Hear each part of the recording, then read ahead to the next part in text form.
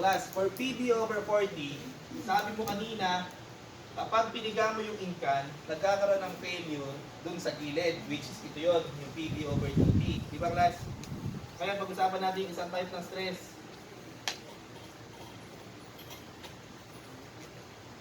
Okay ang class, kinat natin ito transverse. Anong lilitaw? Longitudinal section class, di ba? Yung kanina, kinat mo, longitudinal sa longitudinal axis, sa lumitaw, yung transverse na section. Kinat mo ito sa transverse na axis, ang lilitaw, yung longitudinal na section. Ngayon, same pa rin class. Imagine ito na yung babaw nung inkan, o nung soda inkan class. And then itong portion na to, class, yung portion na yan, dyan nag-a-act yung pressure ng fluid. Agree kayo doon class? Dyan nag-a-act yung force ng fluid. Nakuha. Ngayon, ano yung nagre-resist sa force ng fluid? Ang nagre-resist naman sa force ng fluid, itong portion na to.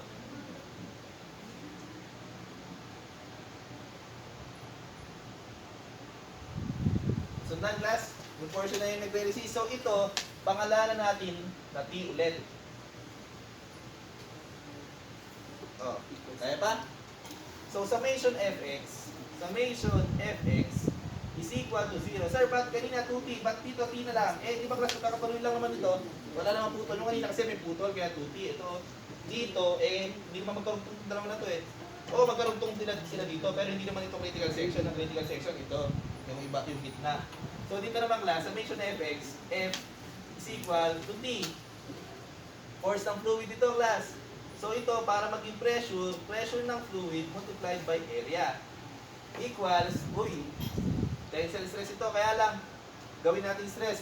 Since ito ay longitudinal section yung lumitaw, nung kinat mo sa transverse class, transverse axis, ito ay tinatawag na longitudinal stress.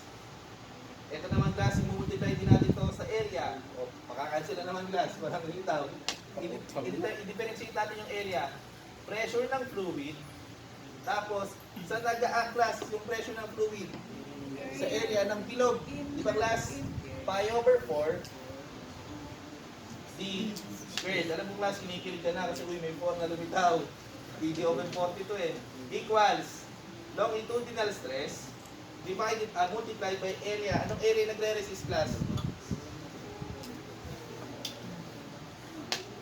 Baka kanaan mo ako class nung tinuro ko sa'yo last time na area ng outside minus area ng inside. Yun ba naisip nyo class? Opo. Di ba mali yun? Bakit? Tama lang yun kapag una, malaki yung bilog. Tapos makapal yung thickness. Doon na tama yun. Pero sa assumption ng thin walled vessel, class, paano yung ginagawa mo sa calculus mo kapag may area below yung area, yung kinukuha mo yung area ng line, area bounded by a curve, mga ganun-ganun, class. Paano ginagawa mo sa calculus? Pag pinapako sa'yo area bounded by a curve or by a line, class, paano ginagawa mo sa calculus? Di ba, kumukuha ka lang ng strip. Kunwari class, ganito yun, oh. Kunwari may ganyan, tapos ganito, tapos complete dito yung area na to. Di ba, hindi mo naman mapapanood ka dito pag in-algebra mo to, wala namang solution na algebra to, calculus to, di ba? Para masolve ito ng calculus class, di ba, kukuha ka dito ng strip. Class, curve ito, tama. So, hindi ito straight line. Kung curve pala ito, kumuha ka ng strip. Nung ginawa mo sa calculus, paano ginawa mo nung kumuha ka ng strip? Di ba yung strip na yon rectangle pa rin kahit dinampot mo sa curve? Bakit? Kasi sobrang liit. Differential na siya class, sobrang liit niya. So, nagiging rectangle pa rin sa paningin mo. Eh, ano ba ang thin walled vessel? Compared sa mismong dimension ng vessel, sobrang liit ng thickness. So, kapag dinampot mo ito, rectangular pa rin yung approach. Nakuha nyo? Napanood nyo rin yung video sa Facebook na pinaliwanag doon yung kung bakit naging pi, kung bakit nag-appear yung pi. Nakita nyo yung class? Yung, sige, sisend ko din sa inyo sa compre nyo kung hindi nyo napanood. Pero may representation doon class, paano naging pi, naging maliliit na strip. Bakit in-emphasize doon na naging maliliit na strip class? Kasi hindi magiging rectangular yon yung bilog, hindi magiging rectangle talaga yun pag kinonsider mo as malaki. Consider mo maliit yun, pag kinonsider mo as strips yun, magiging rectangle yun kasi doon nga makakapekto yung pi.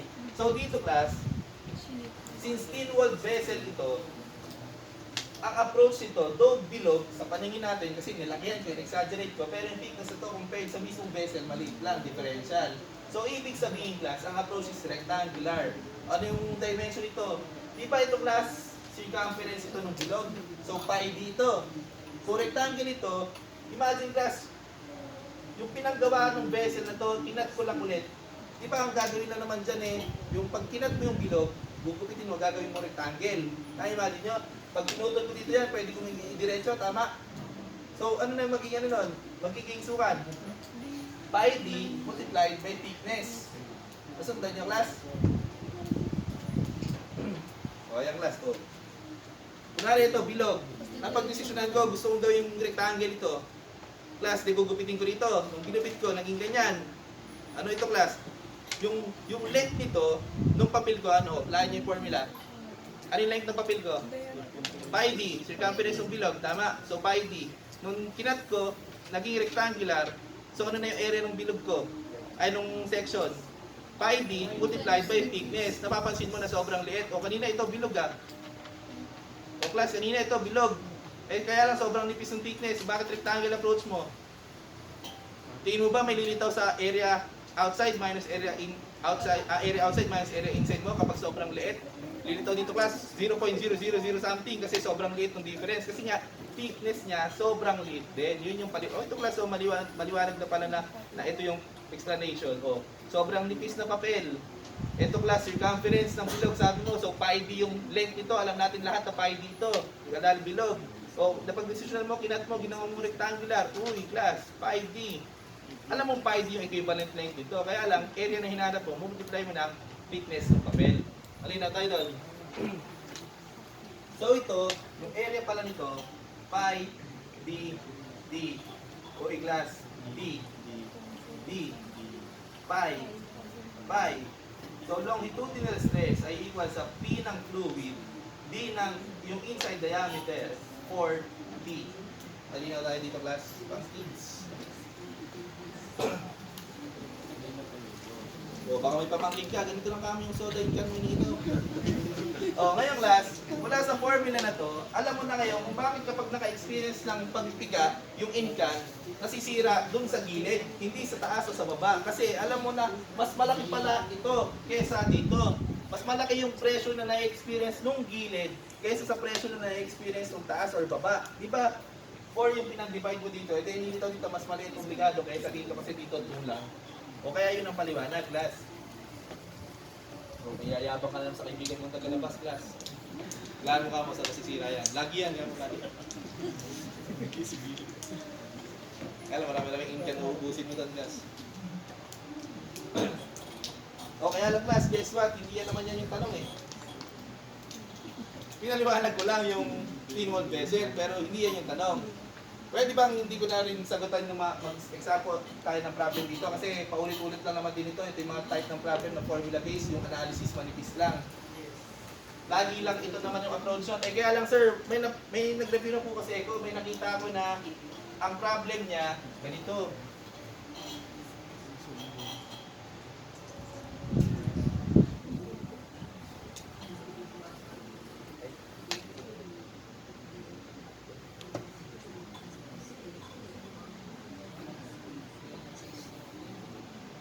O class, may experience kayo ng problem na ganito.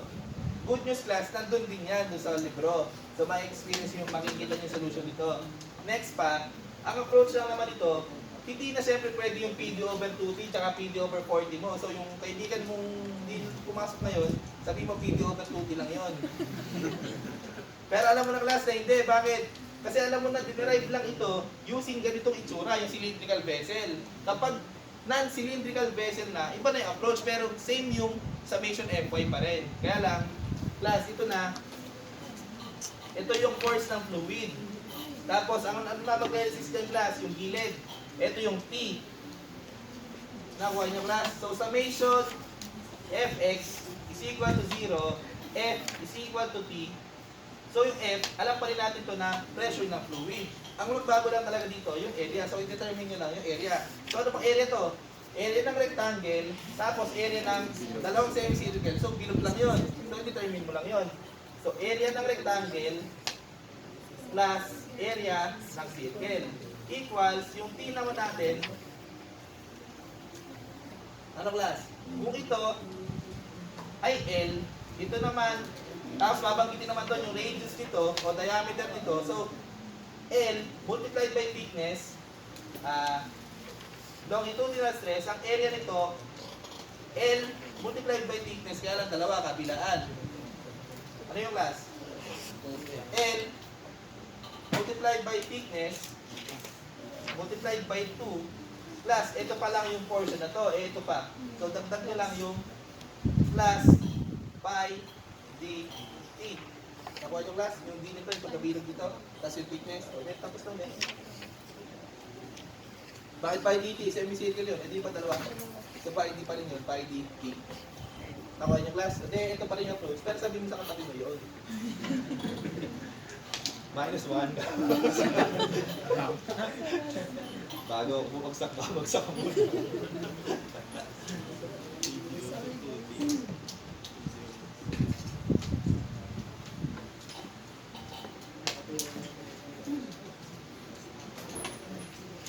Kung ako sa inyo class, reviewin nyo ito. Kasi kung ako magpapakwis ng vessel, ang bait ko pag yun ang binigay ko. Yung video over 2T. So malamang yung ganitong type, meron naman doon. So yung ganitong type ang reviewin nyo. Kasi ito yung general, yung mas mahirap. Eh yun, alam niyo naman na yun eh. Madali lang yun. Video over 2T, video over 40 lang yun. O paano naman dyan, class, yung spherical? Bakit naging ganun yung formula ng spherical? Bakit naging ganun yung formula ng spherical? Ano ba yung spherical, class? Yung globo? Yung globe, class. Siyempre yung globe. Saan ang critical section nun? Siyempre, sa may pinakamalaking area. Doon ang pinakamalaking force na nilitaw eh, di ba? Sa may pinakamalaking area kasi ang pressure multiplied by area, yung T. Di ba, class? So, kailangan palaking yung area, lilitaw yung maximum na T. Di ba? So, imagine meron akong globe. Saan mo hatiin yun? Siyempre, sa gitna. So, pag tinignan mo sa gitna, ano mag-itsura nun? Di ba yun? So, kaya yun, same derivation lang. Sphere, edi round yun. Sa kahit anong tignan mo, bilog yun. Di ba, class? Edi kahit anong putol-putol, yun talaga yan. As long as sa gitna mo puputulin. At ano yun, pag pinutol mo class, kahit anong putol mo doon, as long as sa gitna, ganito ng ganito lilitaw, kahit anong axis mo putulin yung class, ito ang lilitaw doon. So ito pa rin talaga yung formula. Pero sabi mo ulit sa tabi mo yun.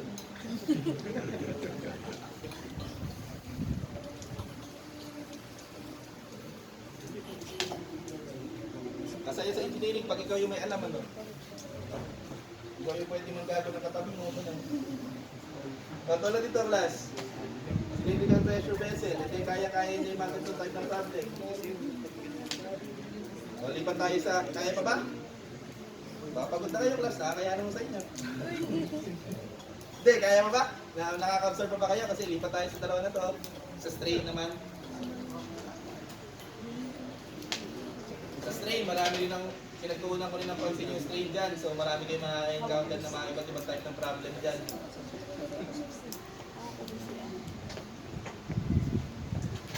Ano, class? Kaya pa? So, ayaw na. O, lunch muna. Lunch muna. Tapos strain tayo. Sige.